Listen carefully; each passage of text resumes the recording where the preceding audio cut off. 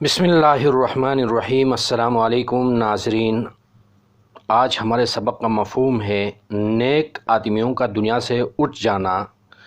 حدیث مبارکہ صحیح بخاری شریف 2099 سیدنا مرداس اسلامی رضی اللہ تعالیٰ عنہ نے بیان کیا ہے کہ رسول اللہ صلی اللہ علیہ وسلم نے فرمایا، سب سے پہلے صالح لوگ فوت ہو جائیں گے، ان کے بعد جو ان سے کم نیک ہیں، یہاں تک کہ جو کہ بوسے یا کھجور کے گجرے کی طرح لوگ کچھ رہ جائیں گے جس کی اللہ کو کچھ پرواہ نہیں۔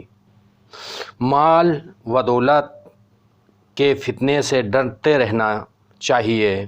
حدیث مبارکہ صحیح بخاری شریف 2021 سیدنا ابن عباس رضی اللہ تعالیٰ عنہما نے کہا کہ میں نے رسول اللہ صلی اللہ علیہ وسلم سے سنا، اگر بنی آدم کو دو اور وادیاں مال و دولت سے بری ہوئی بھی مل جائے تو یہ تیسری کی تلاش حرص میں رہے گا، اور اولاد آدم کا پیٹ تو مٹی ہی کی برتی ہے، اور جو اللہ کی طرف جھکتا ہے تو اللہ بھی اس پر مہربان ہو جاتا ہے۔ آدمی جو مال اللہ کی راہ میں دے وہی اس کا مال ہے۔ 2000 حدیث مبارکہ صحیح بخاری شریف 2001 سیدنا عبداللہ بن مسعود رضی اللہ تعالیٰ عنہما نے کہا ہے کہ نبی کریم صلی اللہ علیہ وسلم نے فرمایا، تم میں ایسا کون ہے جسے اپنے وارث کا مال اپنے مال سے زیادہ محبوب ہے؟ سب نے عرض کی یا رسول اللہ، ہم سب کو اپنا ہی مال محبوب ہے۔ تو آپ صلی اللہ علیہ وسلم نے فرمایا، اپنا مال وہی ہے جو زندگی میں فی سبیل اللہ خرچ کر کے آگے بھیجا، اور جو چھوڑ کر مر گیا وہ تو وارثوں کا ہے۔ رسول اللہ صلی اللہ علیہ وسلم اور صحابہ رضی اللہ تعالیٰ عنہم کی زندگی دنیا میں کیسی تھی اور وہ دنیا سے کیسے الگ رہے؟ حدیث مبارکہ صحیح بخاری شریف 2002 سیدنا ابو ہریرہ رضی اللہ تعالیٰ عنہ کہتے ہیں، قسم ہے اللہ کی جس کے سوا کوئی معبود نہیں ہے، کہ بسا اوقات میں بھوک کی وجہ سے زمین پر پیٹ لگا کر لیٹ جاتا تھا، اور بسا اوقات پیٹ سے پتھر باندھ لیتا تھا، اور ایک روز سے نبی کریم صلی اللہ علیہ وسلم اور ان کے اصحاب کے راستے میں بیٹھ گیا۔ پہلے وہاں سے ابو بکر رضی اللہ تعالیٰ عنہ گزرے تو میں نے ان سے قرآن کی ایک آیات پوچھی، صرف اس لیے کہ میرا مقصود پوچھے اور مجھے گھر لے جا کر کھانا کھلا دے، لیکن وہ چلے گئے۔ پھر سیدنا عمر رضی اللہ تعالیٰ عنہ گزرے تو ان سے بھی ایسے ہی کہا، لیکن وہ بھی چلے گئے۔ پھر ابو قاسم محمد صلی اللہ علیہ وسلم ادھر سے گزرے، مجھے دیکھ کر سمجھ گئے اور مسکرا کر فرمایا، اے ابو ہریرہ۔ میں نے کہا، لبیک یا رسول اللہ۔ فرمایا، میرے ساتھ آؤ۔ میں ساتھ ہو لیا۔ آپ صلی اللہ علیہ وسلم گھر میں داخل ہوئے۔ میں نے اندر آنے کی اجازت لی، مجھے اجازت دی گئی، میں اندر چلا گیا۔ آپ صلی اللہ علیہ وسلم نے دودھ کا ایک پیالہ دیکھا تو فرمایا، یہ کہاں سے آیا ہے؟ گھر والوں نے کہا، فلاں شخص یا یہ کہا کہ فلاں عورت نے آپ کے لیے تحفہ دیا ہے۔ آپ صلی اللہ علیہ وسلم نے فرمایا، اے ابو ہریرہ۔ میں نے کہا، لبیک یا رسول اللہ۔ اہل صفا کو بلا لاؤ۔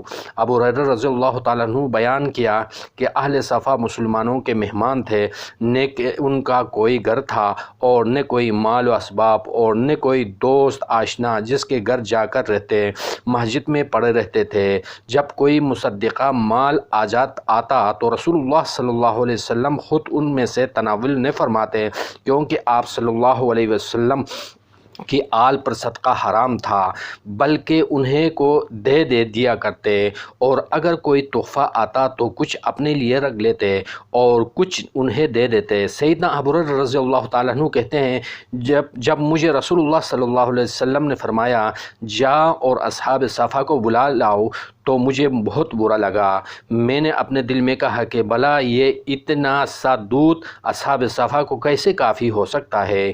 اس دودھ کا حقدار تو میں تھا، اس میں سے کچھ پیتا تو ذرا مجھ سے طاقت آتی، اور جب اہل صفا آئیں گے تو رسول اللہ صلی اللہ علیہ وسلم مجھ کو ہی حکم دیں گے کہ ان کو دودھ پلا۔ جب میں پینا شروع کر دیں گے تو اس بات کی امید نہیں ہے کہ آخر میں کچھ دودھ مجھے بھی ملے گا، مگر کیا کرتا، اللہ اور رسول صلی اللہ علیہ وسلم کا حکم بجا لانا تو اشد ضروری تھا۔ ناچار میں اس کے پاس گیا اور اس اصحاب صافہ کو بلا لیا۔ انہوں نے اندر آنے کی اجازت چاہی تو آپ صلی اللہ علیہ وسلم نے اجازت دے دی۔ وہ آئے اور اپنی اپنی جگہ پر بیٹھ گئے۔ نبی کریم صلی اللہ علیہ وسلم نے مجھ سے فرمایا، اے ابو ہریرہ۔ میں نے کہا، لبیک یا رسول اللہ۔ فرمایا، انہیں یہ دودھ پلاؤ۔ میں نے ان میں سے ایک ایک کو دودھ کا پیالہ دینا شروع کیا۔ جب وہ پی چکا تو دودھ والا پیالہ مجھ کو واپس دینا، دوسرے شخص کو دینا تو وہ بھی سیر ہو کر پیتا اور پیالہ مجھ کو واپس کر دیتا، پھر تیسرے شخص کو دیتا۔ اس طرح سب کے بات رسول اللہ صلی اللہ علیہ وسلم کے پاس پہنچا۔ اس وقت اصحاب صافہ خوب سیر ہو کر پی چکے تھے۔ آپ صلی اللہ علیہ وسلم نے پیالہ ہاتھ پر رکھ کر میری طرف دیکھا اور مسکرایا اور فرمایا، آپ تو اور میں باقی رہ گئے۔ میں نے کہا، بے شک یا رسول اللہ صلی اللہ علیہ وسلم نے سچ فرمایا۔ آپ صلی اللہ علیہ وسلم نے فرمایا، بیٹھ جا اور دودھ پیو۔ میں بیٹھ گیا اور دودھ پینا شروع کر دیا۔ آپ صلی اللہ علیہ وسلم نے فرمایا، اور پیو، تو میں نے پیا۔ آپ صلی اللہ علیہ وسلم یہی فرماتے رہے یہاں تک کہ میں نے کہا، قسم اس پروردگار کی جس نے آپ کو سچائی کے ساتھ بھیجا ہے، آپ میرے پیٹ میں نہیں رہی۔ تو آپ صلی اللہ علیہ وسلم نے فرمایا، اچھا اب مجھے دے دے۔